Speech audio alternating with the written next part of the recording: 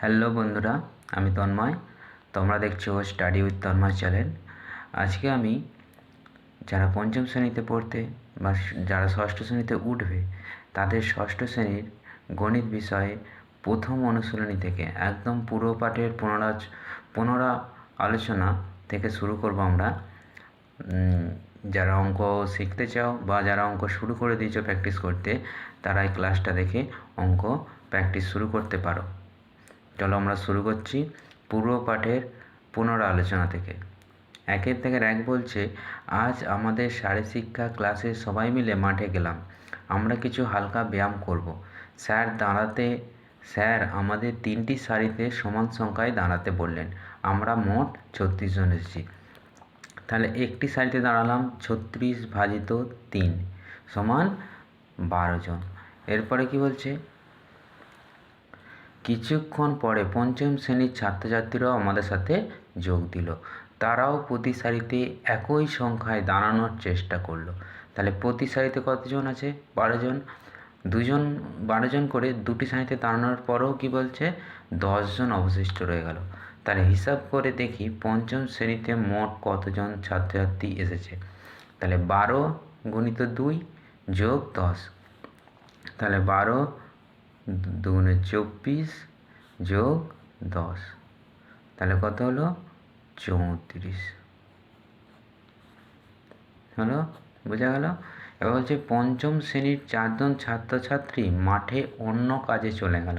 4 জন কি হচ্ছে, এখান থেকে অন্য কাজে চলে গেল। তাহলে গণিতের ভাষায় সমস্যাটি কি হলো? গণিতের ভাষায় সমস্যাটি কী হবে? 36 ভাজিত 3, প্রথমে যে 36 ছিল, 36 ভাজিত 3 গুণিত 2 যোগ 10, আবার 4 জন চলে গেল যেটা। তাহলে 12 আর 36 ভাগ করলে কী হবে? এই 36 আর 3 ভাগ করলে কী হবে? 12 গুণিত 2 যোগ 10 বিয়োগ 4। তাহলে 12 আর দুগুণে 24 যোগ 10 বিয়োগ 4।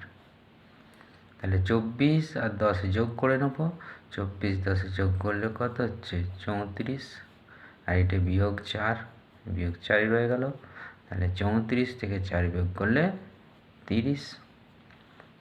তাহলে পঞ্চম শ্রেণীর 30 জন ছাত্রছাত্রী মাঠে থাকলো।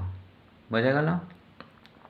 তাহলে এখানে 36 ভাজিত 3 12 হয়েছে, যেগুলো ছিল সেগুলো রয়ে গেল। 12 দুগুণে 24 হয়েছে, বাকি যে দুটো ছিল সেই দুটো চলে গেলো। 24 10 34 হলো, 34 বিয়োগ 4 30। চলো তাহলে পরের পাতায় যাই।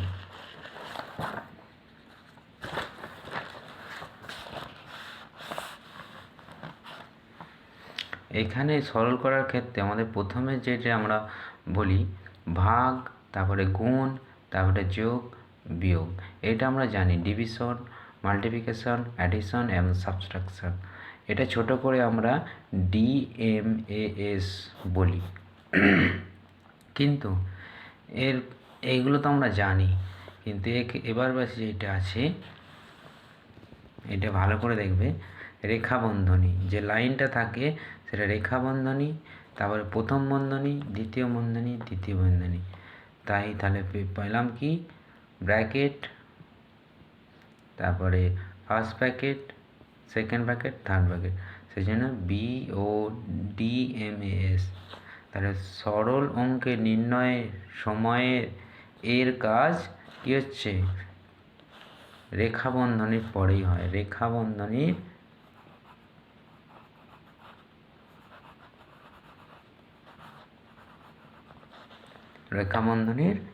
পরেই হয়। এটা বোঝা গেল? এটা ভালো করে মনে রাখবে। রেখা বন্ধনীর কাজ আগে হবে, তারপরে প্রথম বন্ধনী, দ্বিতীয় বন্ধনী, তৃতীয় বন্ধনী, বাকিগুলো তাহলে এর কাজ কখন করবে? না, রেখা বন্ধনীর পরে এই এর কাজটা করবে। ঠিক আছে? চলো এবার অঙ্ক দেখি। এখানে বলছে দেখো 30 বিয়োগ 24 বিয়োগ 6, ব্র্যাকেটে আছে গোটাটা, বিয়োগ 8, এর মান খোঁজার চেষ্টা করি। তাহলে প্রথমে কি হচ্ছে, রেখা বন্ধনী, যেটা লিখে দিয়েছি আমি রেখা বন্ধনী, ভালো করে লিখে দিচ্ছি রেখা বন্ধনীর, রেখা বন্ধনী কাজ করে প্রথমে। তাহলে রেখা বন্ধনী কী আছে, 24 - 6, তাহলে 24 - 6 কাজটা আগে করব। তাহলে 30টা যেমন আছে তেমন রয়ে গেল, 24 - 6 18 হলো, এই দুটো ব্যাকেটে ছিল, তার মধ্যে ব্যাকেটে রয়ে গেল, বিয়োগ 8 বাইরে রয়ে গেল। তাহলে 30 থেকে 18 বিয়োগ করলে কী হচ্ছে 12, 30 থেকে 18 বিয়োগ করলে 12, 12 বিয়োগ 8 সমান 4। তাহলে পেলাম কি 30 বিয়োগ 24 বিয়োগ 6 বিয়োগ 8 সমান 4।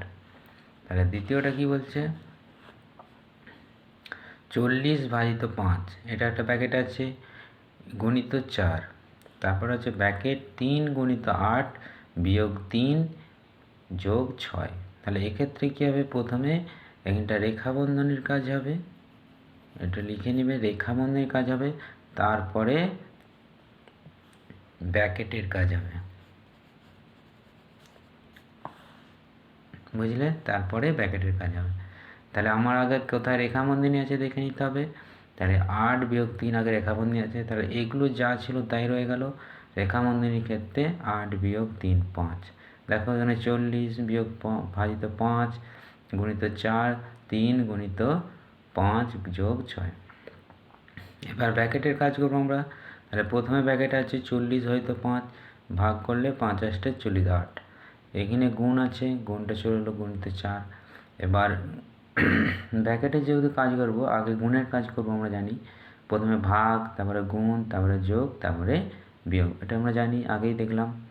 তাহলে 3 5 15 যোগ 6 হয়ে গেল। তাহলে এবার গুণ 4 8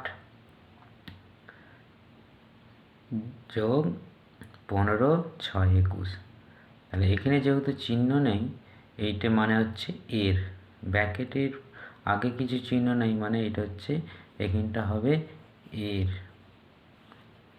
তাহলে 8 গুণিত 4 এর 21। তাহলে 8 গুণিত এর মানে কি আমরা জানি গুণ, এই যে পাশে করে দিয়েছি 8 গুণিত 4 গুণিত 21 সমান 8 গুণিত 84। তাহলে 8 আর 84 গুণ করলে 4 × 8 = 32, 8 × 8 = 64, 3 × 67। তাহলে এইটা দাঁড়ালো 6 7 2, 6 7 2, এটা গুণ করলে হবে, যেখানে লিখেছি 6 7 2, বোঝা গেল। পরের অঙ্ক চলে যাই।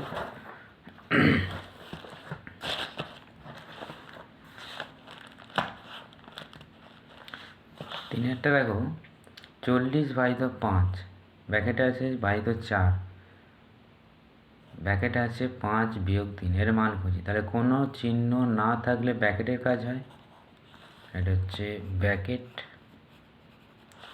তাহলে প্রথমে ব্র্যাকেটের কাজ, তারপরে এর কাজ করব। তাহলে প্রথমে ব্র্যাকেটের কাজ 40/5, এটা 2কে ছিল 4 5 বিয়োগ 3, তাহলে 40/5 8 ভাজিত 4, আমি আগে বললাম কি ব্র্যাকেটের আগে কোনো চিহ্ন না হলে সেটা হবে এর। তাহলে 4 এর, এটা বিয়োগ করছে 2, তাহলে 8 8 রয়ে গেল, ভাজিত চিহ্ন রয়ে গেল, এরটা আগে হবে, 4 দুগুণে 8, তাহলে 8 আর 8 ভাগ করলে 1 উত্তর। তাহলে এবার আমরা পরেরটা দেখি।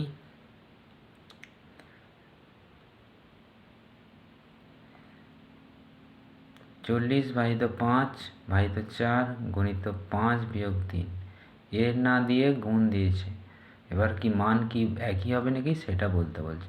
তাহলে 40/5 8 ভাজিত 4, আর এটা হচ্ছে 2। তাহলে এখানে ভাগের কাজ আগে, 4 দুগুণে 8 2, এই 2টা 2 দুগুণে 4। দেখো এখানে চিহ্নটা দেয়া আর না দেওয়ার মধ্যে উত্তরের পার্থক্য কিন্তু হলো। এবারে যে এটা আছে 4 5 6, 3টে অঙ্ক দিয়েছে, বলছে এর মান খুঁজি। এগুলো নিজে করতে বলছে, চলো আমি তোমার দিকে করে দেখাচ্ছি।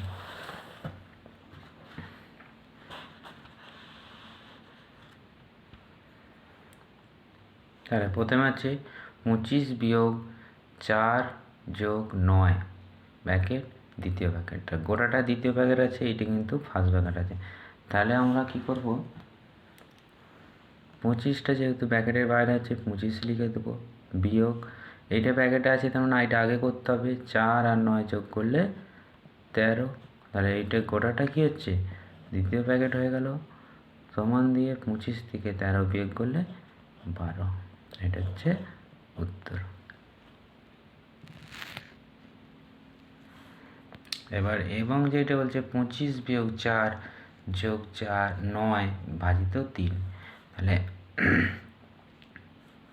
25 বিয়োগ 4 লিখে দিলাম, যোগ এখানে এটা আমরা ভাগ করলো আগে 3, 3 তিরিকে 9। আমরা এটা বিয়োগও করতে পারি, কিন্তু যেহেতু আগে যোগ করতে হবে, তাহলে যোগটাকে এর কাছে আনবো। 25-এর কিছু নেই মানে কি হচ্ছে, যখন কোনো সংখ্যার আগে কিছু না থাকবে সেইটা কিছু নেই মানে সেইটা আছে যোগ চিহ্ন, এটা সবসময় মনে রাখবে। তাহলে এইটাও যোগ, 3টাকে তাহলে এর কাছে নিয়ে এলাম, বিয়োগ 4। তাহলে যোগগুলো আগে করে নেবো, 25 আর 3-এ 28 বিয়োগ 4, তাহলে এটা হবে 24। 24 উত্তর। বোঝা গেল? চলো 5-এরটা কী বলছে, 16 বিয়োগ 4 ব্র্যাকেট 5 বিয়োগ 3 ব্র্যাকেট। তাহলে ব্র্যাকেটের মাঝখানে কিছু নেই মানে এখানটা এর আছে, আর এর মানে কি আমরা জানি গুণ। তাহলে 16 বিয়োগ 4 কত হয়, 16 থেকে 4 বিয়োগ করলে 12। তাহলে 12 এর 2, তার মানে এর মানে কি, তাহলে 12 গণিত 2 সমান 24। এর উত্তর হচ্ছে 24। এখানে বলছে 16 বিয়োগ 4, কিছু নেই মানে এখানে এর ধরে নিতে হবে। তাহলে 16 বিয়োগ 4 এর, এটা বিয়োগ করতে হবে, 5 থেকে 3 বাদ দিলে 2। তাহলে 16 বিয়োগ 4 দুগুণে 8, তাহলে 8, 16 থেকে 8 বিয়োগ করলে 8। এটা হচ্ছে। চলো এবার 6-এর দাগটা দেখি, 10 বিয়োগ 3 বিয়োগ 5। এখানে হচ্ছে 20 ভাজিত 5 ভাজিত 2। যখন দেখবে একই সংখ্যা একই চিহ্ন থাকবে, কোনো ব্র্যাকেট থাকবে না, পরপর একই, তাহলে এক ধার থেকে আমার দিকে করে যেতে হবে বাঁ দিক থেকে। তাহলে 10 বিয়োগ 3, তাহলে 7 বিয়োগ 5, এটা তাহলে হবে 2। যদি একই চিহ্ন থাকে আর যদি কোনো ব্র্যাকেট না থাকে, তাহলে এটার ক্ষেত্রে একই হবে। 20 ভাজিত 5 কত হবে, 4 5-এ 20, 4 ভাজিত 2, তাহলে সমান হবে কত, 2 উত্তর। বোঝা গেল? তো আজকে এই পর্যন্ত, এটা হচ্ছে আমাদের আজকে এই পর্যন্ত, এটা হচ্ছে প্রথম পর্ব।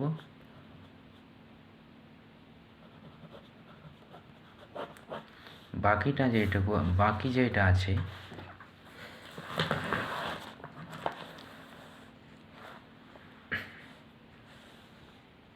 কষে দেখি 1.1 এই অঙ্কগুলো পরের দ্বিতীয় পর্বতে আমি তোমাদের কাছে করে নিয়ে আসবো বা তোমাদের সঙ্গে করব। ওকে, অবশ্যই ভালো লাগলে লাইক করবে এবং সাবস্ক্রাইব করবে। ধন্যবাদ।